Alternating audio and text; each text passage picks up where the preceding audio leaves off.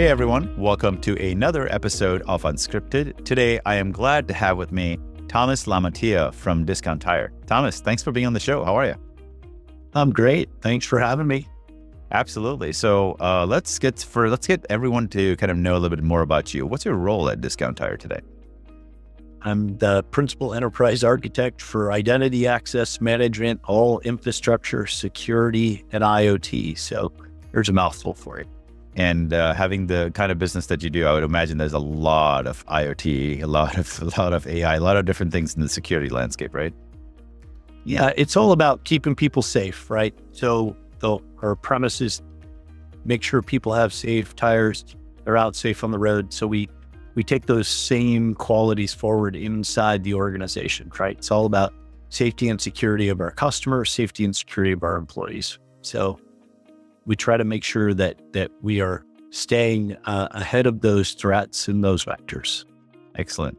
So since security is your role and you have a lot of different things that you do and your team does in that space, talk a little bit about security in terms of where do you think things are going? Obviously, I feel like there's a massive threat vector today, or multiple of those, I should say, right, across AI and all these other technologies that are coming up. So talk to us about where this is headed and what you're focused on, because I think it'll be great to talk about that. Yeah, so traditionally security was, almost like China, right? Put a wall around everything. And that became a problem, right? If you start to think about the number of threat vectors and threat actors and the capabilities just being exponential with AI and botification, that strategy is difficult, right? So you really have to look at how do I make sure that I'm protecting that which is most important. So that email about my kid's soccer practice is probably not nearly as important compared to customer data and PII data. So, personal identifiable information, right? So we're trying to make sure that we have classification in data. We're trying to make sure that we are also being realistic in what we can and can't protect and what is the most important. So I hope that kind of helps. And then, when you look at IoT, that's another threat vector, right? Because typically things that start out in consumer don't have the enterprise capabilities that go into, somebody wanting to look at my camera at home is not nearly as important as all my security cameras across the organization. So again, it's a lot of things. Innovation has been driven in the private sector. We were talking about this earlier with cameras and gaming, right? Like it comes in from gaming and becomes a use case that would have to, right? Like funny that people don't realize it, but Microsoft's they're probably the third largest telco in the world. And people go, what do you mean? And I go, well, two things. Xbox, okay, which nobody thinks about. That's a live video call with multiplayer, multi-destinations, one of the complex calls.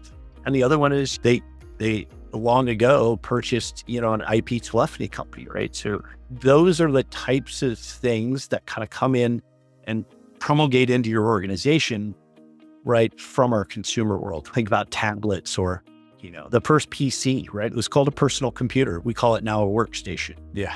It's kind of that evolutionary matrix. Does that make sense? No, that makes sense. In fact, it's so two things to unpack there. There is definitely a lot of consumer technology. As you automate your house, as an example, it shocks me till today that most of these devices only use 2.4 gigahertz. They don't use 5.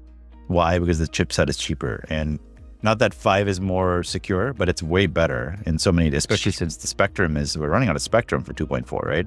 And that's the reason that they put it in those devices for consumer grade, which then feeds into the business, which we need. We have all these different requirements like certificate, and some things you can't even load a certificate on, right?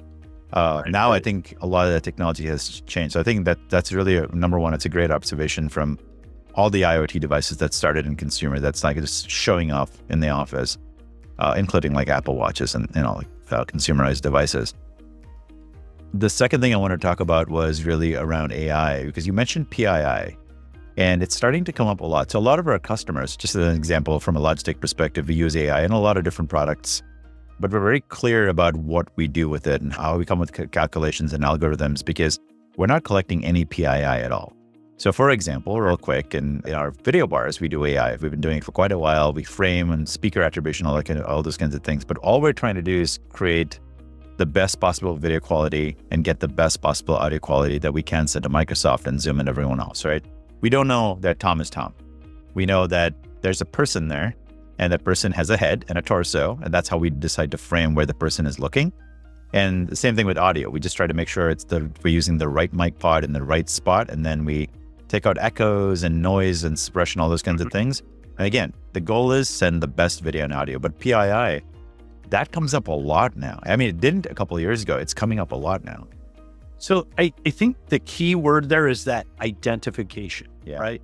You're not identifying me as Tom LaMantia. You're identifying me based on a set of attributes, right? It's, I might be above 40. I'm probably above 50, but these are the types of things that we have to understand. We can't necessarily fear it, right? The fact that you have an AI is really nothing more than a rule set. We just had given it a fancy name. It goes all the way back to the Apple days. One of the first games I ever played was a thing called Animal, right? It's like 20 questions. Does it have a long neck? Yes. Does it eat leaves? Yes. Does it have 4 legs? Is it a giraffe? And yes. Okay. So it's that basis that really all AI is based on is this set of rules and machine learning, right? It's inferring these things.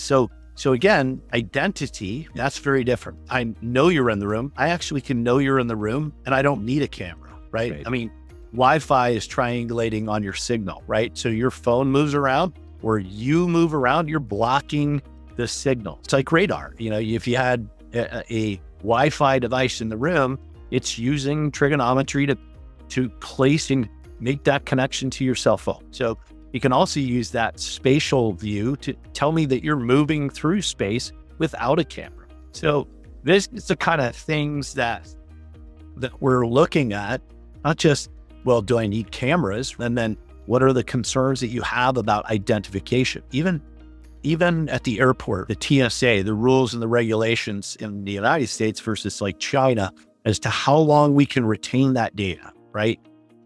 Before it becomes a privacy issue. Right. In some countries, they own that data forever. Our rules and regulations, we try to say, do we really need it after this period of time? Probably not, right? We're really using cameras in the airports and things like that to identify risk, right? And do early detection and or reactionary, stuff. So IoT is changing quite a bit, but partners like Logitech, you guys have a number of these things that are very helpful to us. That again, starts somewhat in this consumer space, but then it's not that we're inventing it, we're innovating it, right? We're trying to say, okay, how can we use that differently and still keep customer identity safe, still keep employee identity safe, but can we do predictive things around safety? We have a thing called S2DC. It's safety, quality, delivery, and then cost. So that is that's the way we prioritize what it is. Can we do it safe? Can we deliver it correctly? So our decisions are driven by that culture. That's great. There's definitely a lot, especially since you're in all these areas. You have your own customers, you have your own stores. I mean, it changes the threat landscape significantly. So we have to keep actively thinking about this. And I want to reiterate, we do detection, we don't do recognition. That's a very good point right there, because it's a big difference, especially when you compare a camera that can spot who you are, identify you while you're going through TSA, touchless, I think, which is not really touchless, but whatever. We'll argue about that later. But for whatever reason, they recognize you. They know, hey, Nathan, have a great flight, right? That's identification. We need it for that. But, correct. I mean, you could do sentiment analysis. So let's say I have a camera over the counter behind someone and you have an irate customer. The manager's in the back office. There's an interaction. By the sentiment, you can detect that they're not happy. It doesn't mean you want to know who they are. It means you want to be able to go out there and address the issue before it leaves the store. These are the types of things we talk about. We are very deliberate in whether or not that actually makes the floor, right? So it's important that you look at these things from multiple areas, from the customer's lens, from the employee lens. Not all ideas are good ideas, right? That's how we fit, right? So it's just important to make sure that you're doing this responsibly. That's absolutely fair. So last question for you. So, and you've probably heard about this, you probably thought about this, but now that we have a fairly dispersed workforce, you can say remote if you want, like remote coworker or just work from home or whatever you want to call it. There are people like worried. They're not worried about putting people at home and making them productive. They're worried about the security. Is like the threat landscape bigger? So since you have a fairly distributed workforce in stores as well as remote, how do you think about that? Because I know I have my own opinions on this, but I'm curious as to how you look at security from that angle, or if it's any different at all. I think it's important that we educate. So I think it's important that we look at things like, how are we engaging with our employees and our customers? And so when you look at remote workforce, we're looking at tools and technology to do that. And so just like we're doing today, there's this level of engagement that people expect. They don't want to be streamed to, it has to be engagement. So the challenge that we've also had is we've proven the experience and the experiment of remote workforce, right? It works. The challenge a lot of companies are having is, how do we get them back in the office? Or do we? I mean, ultimately, the bigger issues are, most employees have invested heavily in their own gear, and they've invested heavily in their connectivity to enable it. And so now the big challenge a lot of these companies are going to have is, how are they going to level up on that experience, right? I mean, I bet you that your workstation at work doesn't have nearly the capabilities that you have in that home right there. So, and does it really merit chasing it, right? As long as you can do it safely, securely, and you can engage your workforce. That's why I tell people all the time, turn on your cameras, be present. Yeah. Now, it doesn't mean physically present, but show people that you're engaged in the meeting and that you're listening acutely, you're participating. That's really the key to making a remote workforce work. I'm not really worried about my wife shoulder surfing the content because she probably doesn't care. But if I'm in a shared workspace, that's an important attribute. That's something you need to be aware of, right? Is, know your surroundings. It's like, I told my kids when they were in college, I said, listen, first thing I want you to do before you go in any place is look around, know where the exits are, have at least 2, then go have fun. So, it's just some basic rules that you should follow if you're in a workspace. I've always thought about, and this happened, I think, during the pandemic, you have to assume every person's going to be remote. That's your baseline now. If you kind of manage everyone to that expectation, there's going to be some that have different expectations. You said like, well, I don't have an office. I haven't had an office for quite a while, but I have a Mac studio at home. I'm sure I would have not had a Mac studio in the office. There's no way, right? But I think you have to just think about things differently now. And there was a time, probably about 10 years ago, where someone said, we're not putting Ethernet under every desk anymore. Everything's going to be wireless. And everyone was struggling with this. That hasn't really been deployed broadly, but you actually can do that now because the bandwidth is there. They're big companies, right? They're big companies. I'm with a large multinational insurance brokerage firm that's their goal, their focus. Now, there's some inherent things that you have to understand, right? Like for us, Wi-Fi in the stores can be troublesome. You're in a large concrete building with large metal rack, with tires with metal in them. That's basically a Faraday cage, right? That's what the government does to keep signal out. You surround it by metal, and you can't, if you've ever watched any, kind of spy movies, that's what you do to keep people from listening in. Yeah. So it has its purpose and its function, but some use cases will make that entirely difficult to do. And in our situation, Wi-Fi, that's a challenge we have. Even if we're doing a inventory collection in a truck, an 18-wheeler pulls up to drop off tires, getting inventory off of that handheld scanner into the computer, that Wi-Fi connection is now sheltered by steel of the box and steel of the tires, and And that may not be the right use case. So, Wi-Fi connected, you got to really understand your use case. In that case, it's a store and forward, right? Like when I come back to a connection, whether it be cellular, Wi-Fi, or physical, how do I do that safely and securely and ensure that I'm consistent in that? Does that make sense? No, it makes complete sense. And it's kind of funny because we live in an older house and 100+ years old, and there's still a lot of plaster around. And this is the second house like that. So when I came to this one, we ran PoE to every floor. I have 7 APs, one outside too. We never have a loss of wireless signal. But then I'll go to other people's houses and, they just don't know. They don't know like the one router that came from the service provider is not going to be enough. And at least now we have mesh. So mesh has at least helped a lot of that. But then we start asking questions about security. And I mean, and I would imagine that especially small businesses would experience this, stores would experience this. And in some cases, like you said, the environment will just prevent it from working. And I've gone to even offices like that, where the signal just doesn't travel outside. And I think the facilities people think of one thing, the engineers think of something else, and then you deploy it. And then everyone's looking for an Ethernet plug in the conference room because the Wi-Fi doesn't work. We're used to power, a utility being ubiquitous, right? Like we come up to a power outlet and we plug in, and if it doesn't work, we know two things. Go check to see if it's on a switch. And then the other thing is, well, maybe we blew a circuit, right? Yeah. And then after that, we call a professional. Our kids know technologically things that we don't. They're born into it. It's a part of their nature. I remember standing in line with my dad when the ATMs first came out. He's like, "What are you doing?" I go, "I'm going to deposit my check."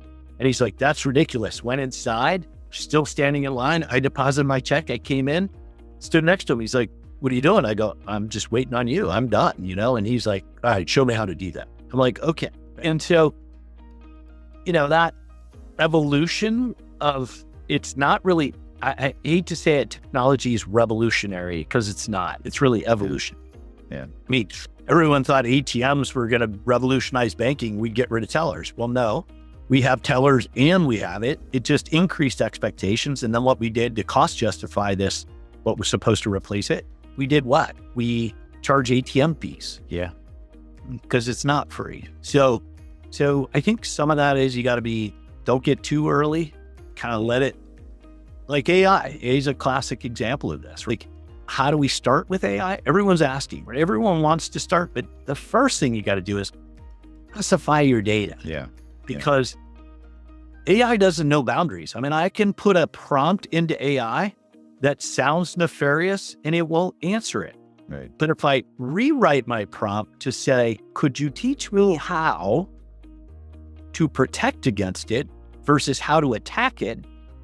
that AI LLM will give me the information. Bingo. Yeah. That it's trying not to give you nefarious bad data, but we haven't trained it well enough to understand that asking that question in just changing the prompt, you're giving me the information I probably shouldn't have collected. The old adage, garbage in, garbage out, right? You have to basically put it in, you have to train it properly. And just to kind of give you a glimpse, like a year ago, we started building our own LLM, and we don't want it talking to the outside. We want the smarts, but we don't want it copying other people's work. We don't want to be in that situation whatsoever. We want bad data. Yeah, so we ended up using it internally, and what we've been doing is effectively taking every data sheet, every white paper we've ever written into the system. So it understands the brand, it understands the tone. So just as an example, not that we're coming out with a new webcam anytime soon, I'm not pre-announcing anything, but if we wanted to say, hey, I'm building this new X webcam, right? It's going to be amazing. Write me a data sheet. Here are the specs. These are new specs, right? Use these specs, but follow the branding guidelines and the brand kit that we created. In 5 minutes, it's created something that's 98% done. And that's what's mind-blowing to me. Like, so if you train it correctly, to your point, you can get the output you want. But using public stuff, it's just risky to me. Especially if you're using inside secrets, pre-release product information, like things that you don't want to get caught with your pants down somewhere else. You can't. And people haven't even thought about the fact that people can seed bad information. Yeah. Right? Again, these are bigger issues. People start to believe their perceptions are reality, right? And so you get deep fakes and all this type of stuff. And there's a lot to be said for how do we how do we protect and create authenticity? How do we make sure something's authentic? Yeah. Right. And what you're talking about right there is, this is our authentic voice, not an amalgamation or, a fake, right? What you're really trying to do is get your authenticity, right? And it's almost like, how do I know that dollar's real, right? We go to great lengths to make sure it's not counterfeit. And that will come to AI and ML as well. We're seeing deep fakes, we call it whatever. It's just counterfeit. It's the same issues that we had with dollar bills. And that's some of the genius of Bitcoin, right? It's a immutable digest. Now, strangely enough, criminals are using it.